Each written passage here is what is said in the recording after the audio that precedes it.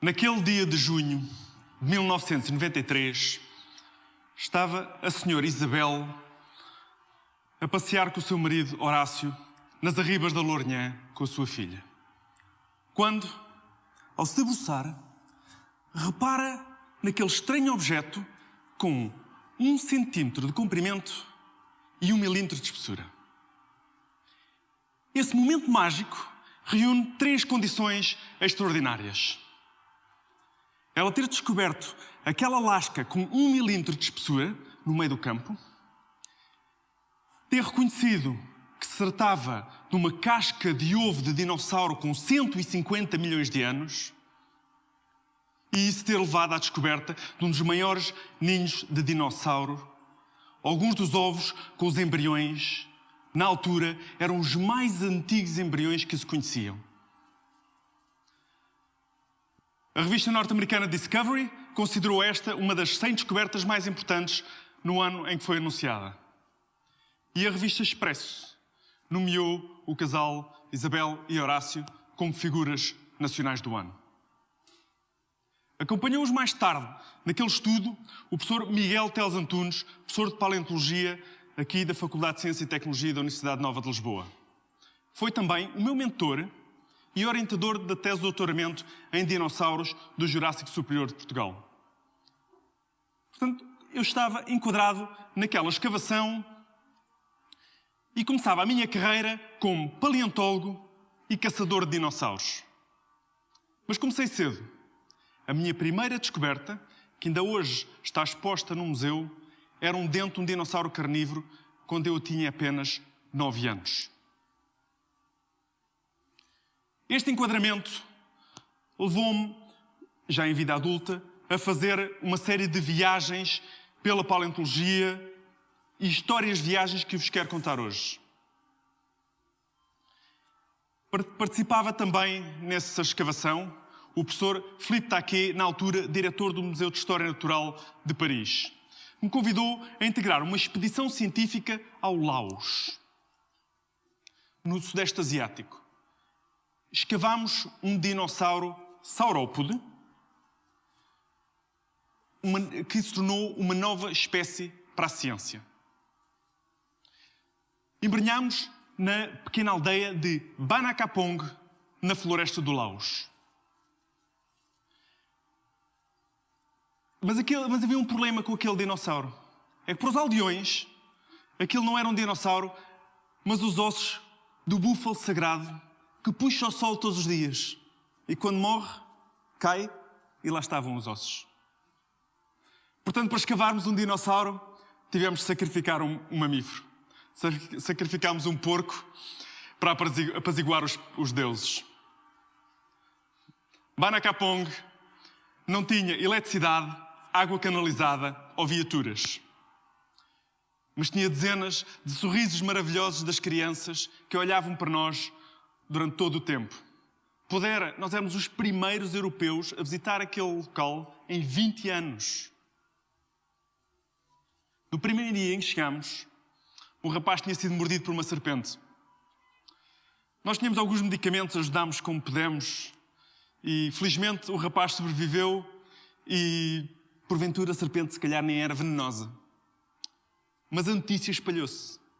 Passado alguns dias tínhamos filas de pessoas que vinham ter connosco à procura de alívio e tratamento. Num dos dias aparece um pai com uma menina com uma infecção horrorosa na perna. Nós podíamos ver os músculos quando ela se mexia. Claramente mais do que nós sabíamos ou podíamos fazer. Ela precisava de ir para um hospital. Mas os pais não tinham sequer dinheiro para chegar à cidade de Savanaket, onde o hospital estava. A nossa expedição cobriu todos os custos.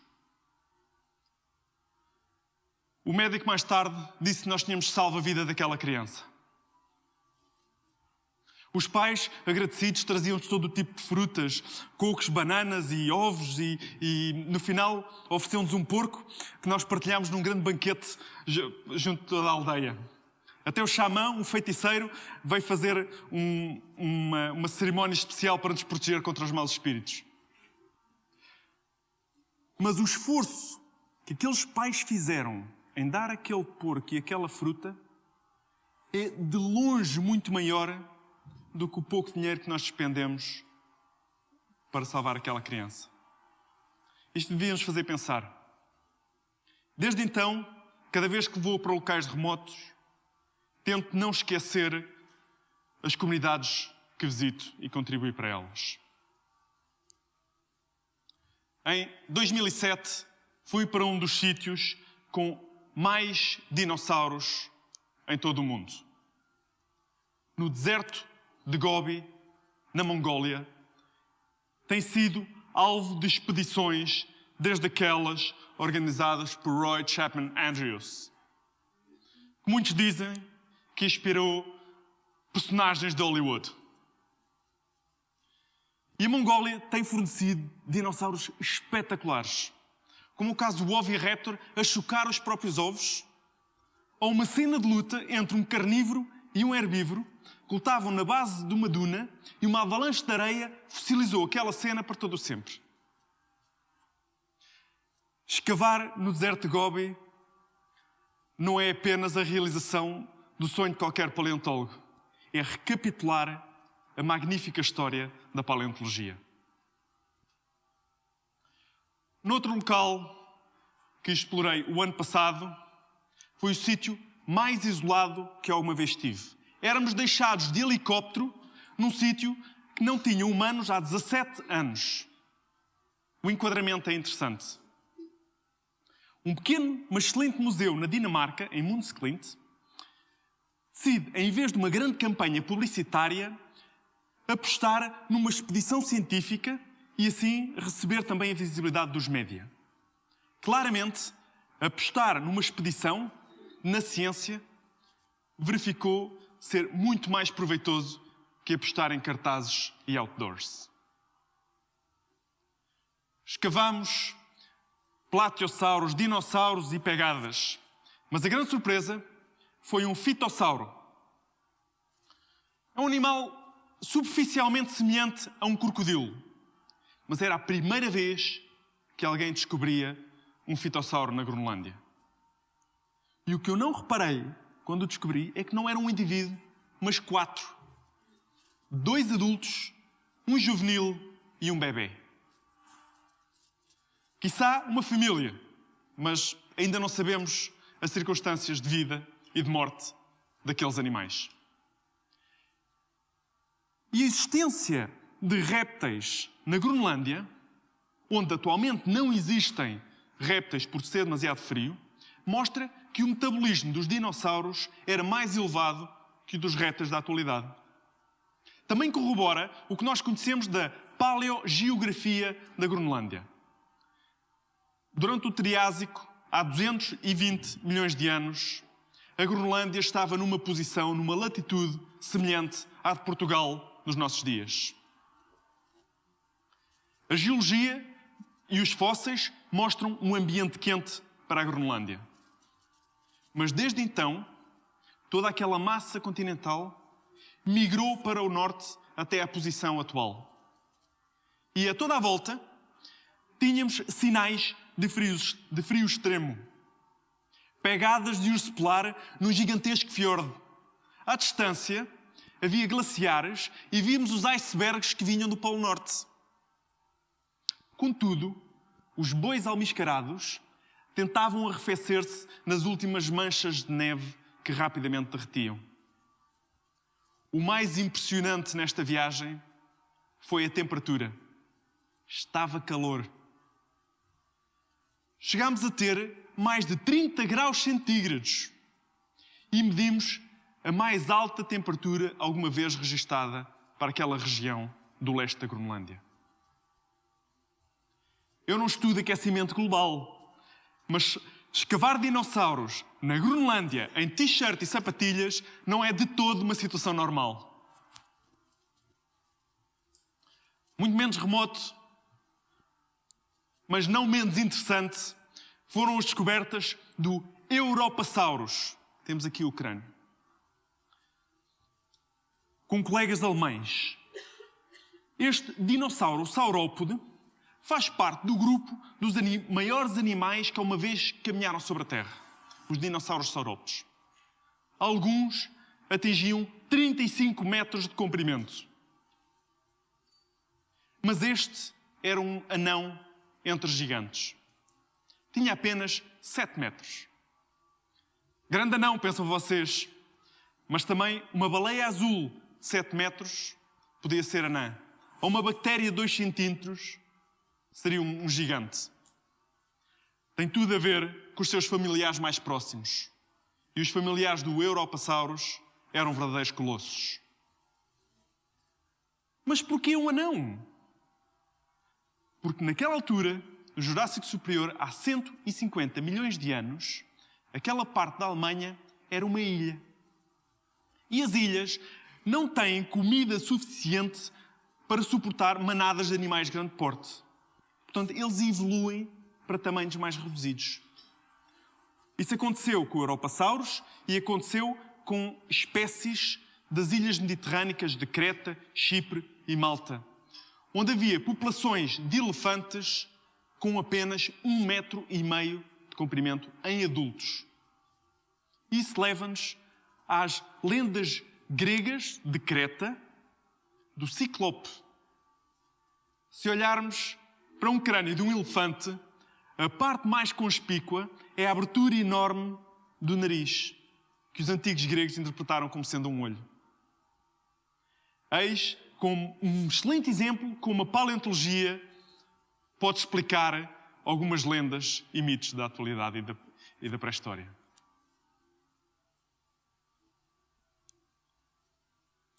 Um dos sítios mais espetaculares que eu tenho estado nestas expedições é em Angola, integrado no projeto Paleo Angola, que visa explorar e encontrar fósseis de vertebrados naquele país africano.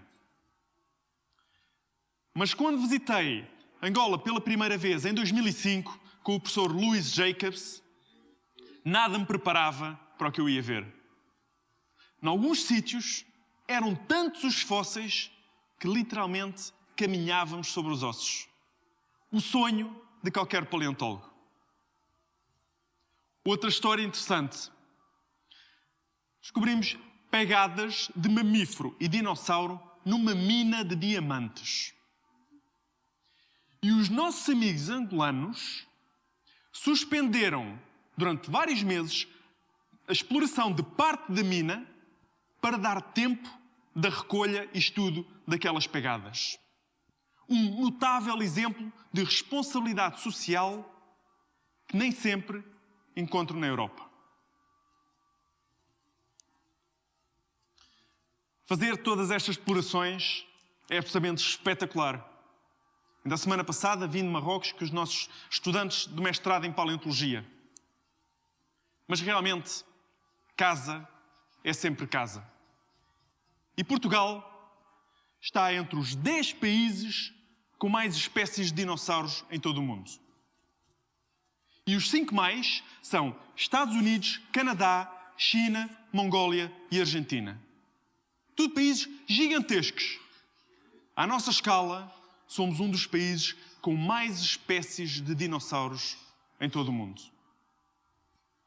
Isto é uma grande alegria, mas uma grande responsabilidade. O nosso património paleontológico, geológico e natural de excelência tem de ser apoiado e financiado proporcionalmente.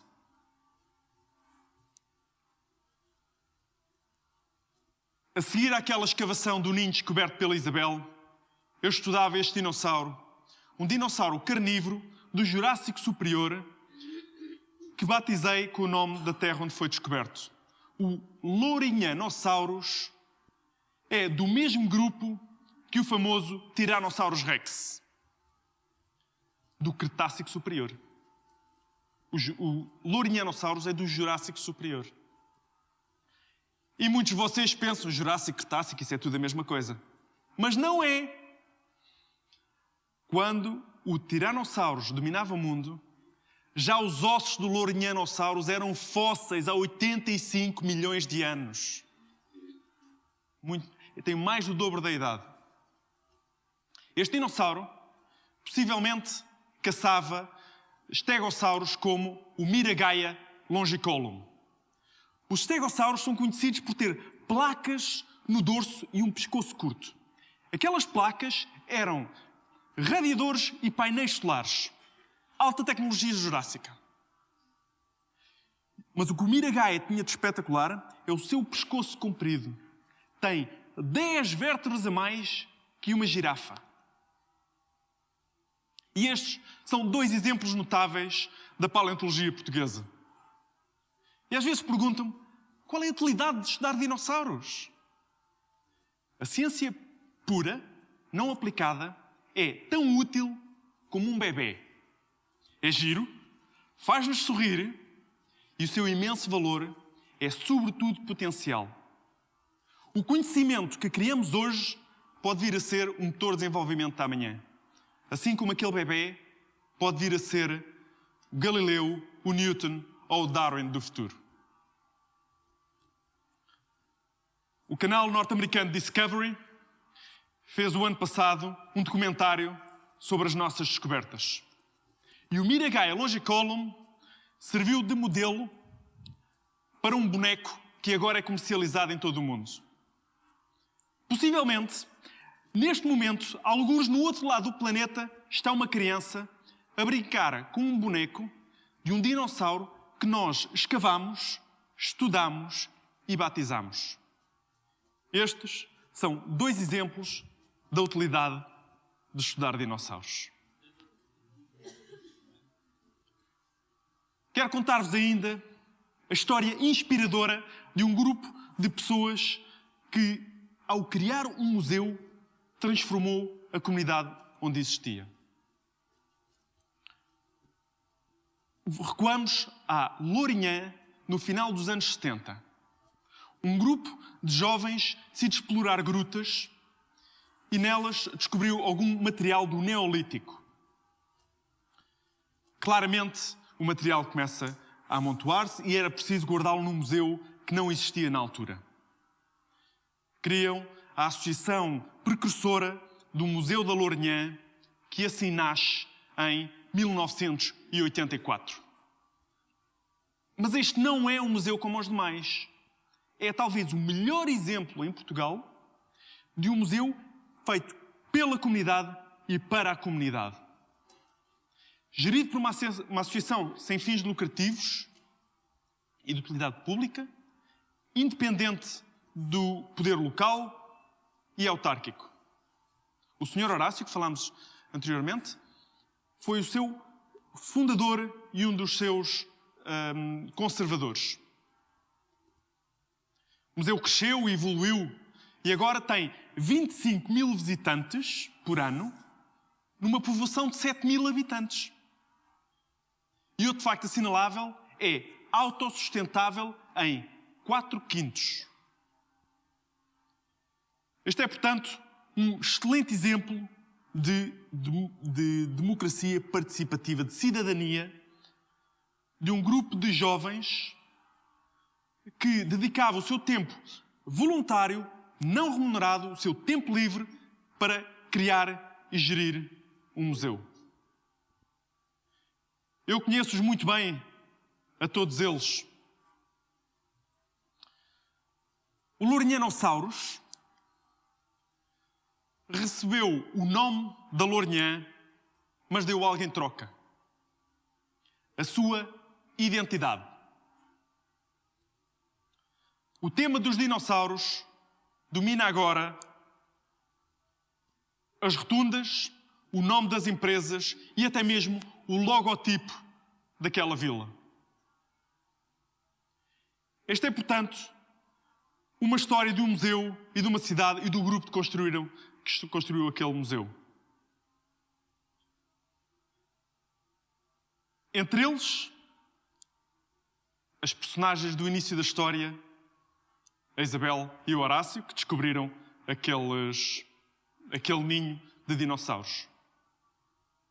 A ela, chamo de mãe.